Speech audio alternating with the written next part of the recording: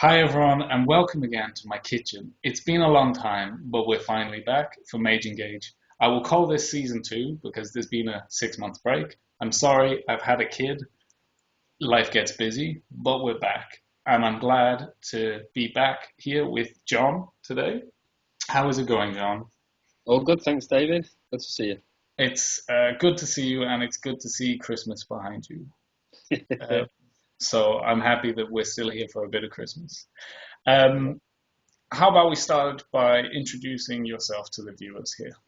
Sure, yeah. Well, I'm John Woodall, founder and managing director of Space 48, e-commerce agency or Magento agency based near Manchester in England. Also, one of the creators of Mage Titans, which is something we're very proud of, and that's one of the reasons that we met, I think. So yeah, that's just a little bit about us. We basically build Magento websites, but we love helping retailers become successful global brands. That's our that's our purpose. Nice. But I don't want to talk about any of that today. Okay. What I'd love to talk about is when we were discussing this, we said people watching beforehand. But I want to make clear that it's not with a pair of binoculars through curtains watching people go by. Nothing seedy, nothing, you know, it's more about personality types. It's more about knowing how to get the best out of your team members or how to get people working together because everybody is different and it's a pain to get people working together. hmm Um, so you're a managing director. How do you get the best out of people? Nice and simple. Just answer that one. What a great start. Yeah, sorry. How do we get the best out of people? Yeah. So we talked about this a little bit before to warm us up, I guess. Mhm. I think getting the best out of people is a really tricky question because you're obviously dealing with all different types of personalities. I think the most common thing is the business or the team that works together. They do have a common purpose. Mhm. There's some common language in terms of the way that you communicate with each other, Mhm. um, and that has to run through the team and the business. And it's something that I've learned over the past 5 years since I've been running Space 48. Some instances I think I've done it well. Other instances where I've probably failed massively, but you have to have some failures along the way to get to a certain point. So the things that we concentrate on now in terms of getting the best out of the team are our culture, Mhm. our values in the team, the beliefs or our philosophy, the way and how we do things, and ultimately our actions and the way that we get things done. So we have that sort of set pattern or our DNA, so to speak, and that's the way that we communicate as a team and how we get the best out of each other. But that's not just about me getting the best out of the people that I'm working with. That's about us having that common language, so that they can also remind me of the same. Cool. Nice. Um, it's very much it goes beyond work, and um, I believe you are, especially coming from near the Manchester region. I would assume you're a sporty person, A little. a little bit sporty, and I'm gonna say that it has a lot or has a lot of great influence coming from the sporting world on how to get teams performing well and how to get individuals performing well as well. Is there sort of is that where it started for you in a sporting sense, or? Interesting uh, psychology or performance definitely comes from a sporting background myself. So I played golf to a reasonable standard, football, rugby to a reasonable standard. So I've always had a strong interest in sport. I'm still massively competitive now as well. I get that mentioned to me on quite a few occasions that perhaps I'm being a little bit too competitive. Okay. Although I'll try and pass it off that I'm humble, I am actually really competitive. Okay, that's the British thing though, is to pass off that you're humble, but actually underneath really hate the fact you're losing. Exactly right, yeah. No one Perfect. likes. No No one one likes. likes to lose. No, no. Okay. Um, so if say you are someone watching this video and you want to uh, you want to start working in this topic. You understand, okay, people have to work together, whether it be in a business environment, a sporting environment, or simply meeting someone in the shops. Mhm. What is for you one or two of the best places to start? Well, where I started was reading. Hmm. That's how I got started with it. A friend of mine passed me a book over called Legacy, which is Hmm. a British journalist, I think he's British, called John Kerr, which is about the All Blacks. And early 2000s, they were obviously struggling a little bit at that point, I think, with the rugby union. And they went to change that around. So just through general reading, that was where my interest actually started. And that opened up a whole new world of how I could look at the way that we work as a team, with the way that families work, the way that people work as groups, and we all have that inbuilt in us to be part of something bigger. So I think reading is the first place to start. Cool. Getting some recommendations of good books, but then perhaps reaching out to other people that you think might be able to help you as well. Hmm. I was fortunate enough to meet a chap called Martin Murphy, who's acted as a mentor, to be honest, and he spent a lot of time with me. I spent a lot of time with him, learning more about these types of things over the past 2 years, especially. Okay.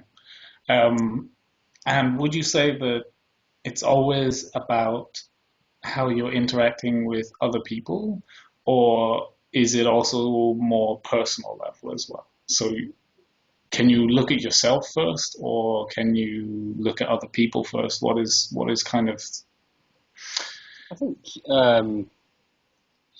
part of the start of learning more about this for me over the past couple of years was actually to a certain extent starting with myself. Mhm. And I mentioned we talked about self-awareness before, and I think that somewhere between self-awareness and self-acceptance, so understanding more about your personality type and your traits and your biases and perhaps your blind spots, but also having more self-acceptance of those things that you are actually good at, where you should concentrate your time. Somewhere between all of that, there's definitely something that exists called mindfulness. Mhm. I think if you've got more of that individual as yourself, that's a great starting point for you as an individual. I think then in terms of working with others, to communicate more effectively with others, which is a large part of certainly what I do as a job, and I think that having better communication skills will be beneficial to. It doesn't really matter what your job role is. If you've got better, stronger communication skills, then ultimately you are going to be more effective at what it is that you do. So then learning more about other people and how better to communicate with them would be perhaps the next step. Okay. Yeah, I think one of the frustrations I have is when you go to talk to someone and you're not entirely sure how much information that person is looking for, how much information that person is needing, or you don't want someone to be staring blankly like, I couldn't care less what you're saying. Please talk for the next 30 minutes. And it's a real hard thing to do, is to pick up on how best to work and how best to deal with other people. Um, and do you have an idea roughly of a few tips of how to deal with certain people, or a perfect example from your life at the moment, or just pushing for things? Okay. So I think first of all, there's having a framework in place that perhaps helps you better understand how you're going to communicate with those other people. I'm not in any way saying that you should change your personality and perhaps be seen as two-faced or be different to mould to a new situation or a new person. But I do think that by subtly changing your communication style, which is perhaps a skill that is underestimated, you can get more from that conversation. So, and first of all, to communicate better, you have to seek to understand, to be understood. So the framework that we actually learned took personalities and basically separated it into 4 colours. Okay. And you had red, blue, green, and yellow. So just to run through the personalities quickly, a red personality would typically be, in business terms, a stakeholder, a leader of some kind, a decision maker, a managing director, etc., etc. Mm-hmm. And you can build up a picture of perhaps good and bad people in all of those roles. A blue personality would be more logical, a problem solver, without a doubt. Attention to detail is going to be high. They'd want to get things right first time, and they're perhaps going to take a little bit longer to get to that point in terms of, they might not like change. A green personality is more about, it's more field-based. The red and the blue personality are more about, what I think this. Mm-hmm. That's perhaps more of my traits and biases.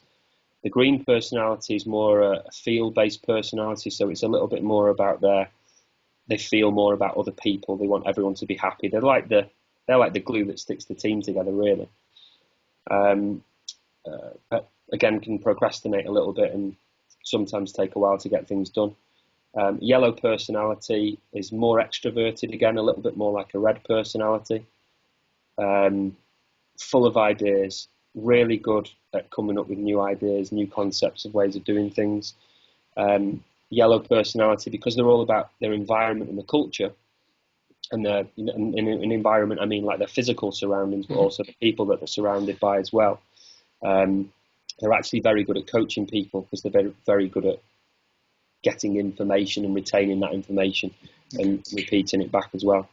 So by understanding the four personalities and where people fit in the first instance and the type of thing that they actually do, the green personality would be someone who just keeps people working together.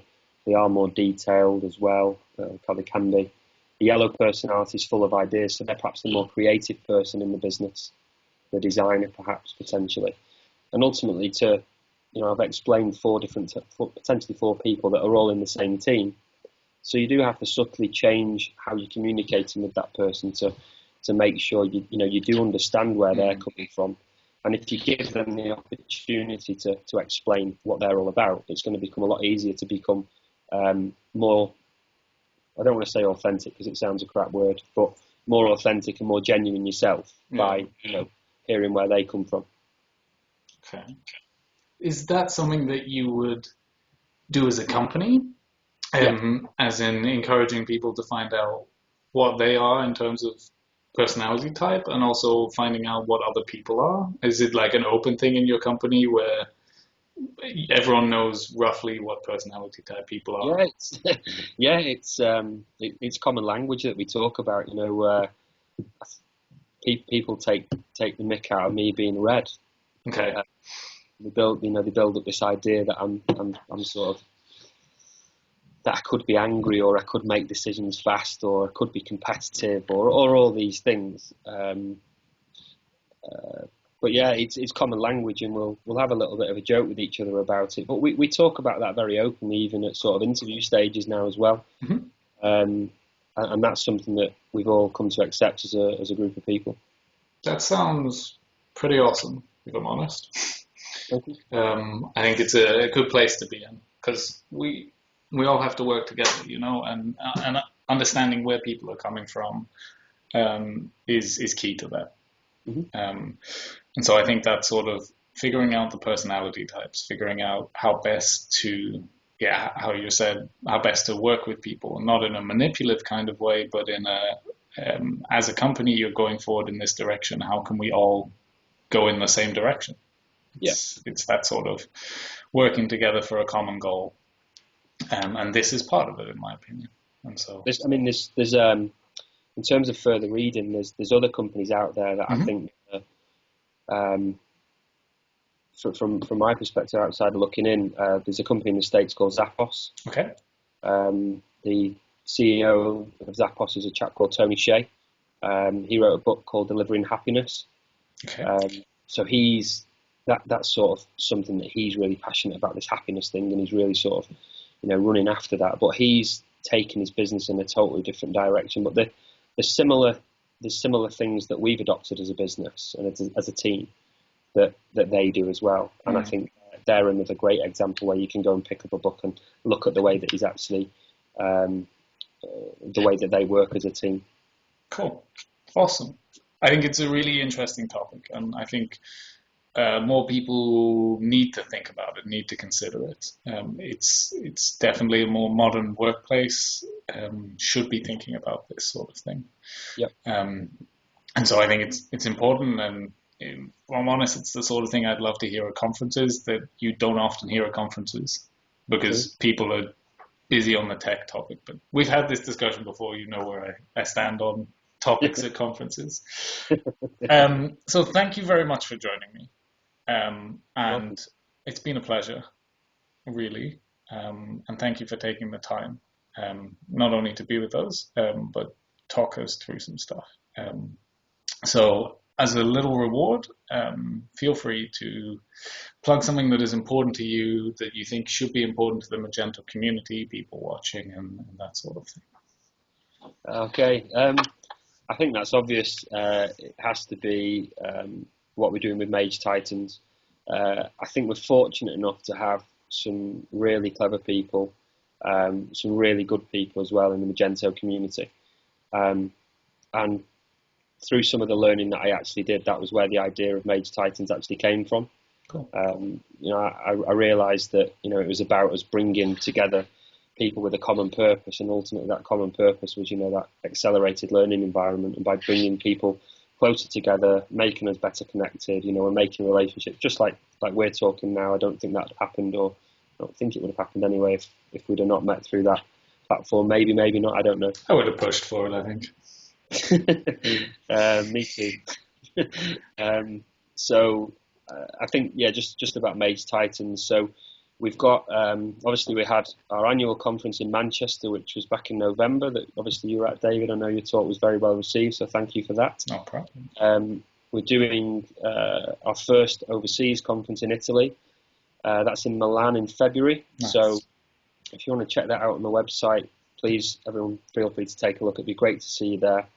And I'm sure we're going to be following up with some further events next year as well. So keep watching Mage Titans or at Mage Titans on Twitter. Very cool. I will include information about you and about Mage Titans and books and stuff you've mentioned in the description of the video. So if anyone needs some more information, it'll all be there. Yeah. If anyone wants to reach out to me on Twitter as well, just feel free. Very cool. All right. Well, the only thing left to say is thank you very much for being here. And thank you very much for watching. And tune in next time for another Mage Engage. Bye-bye. Thank you.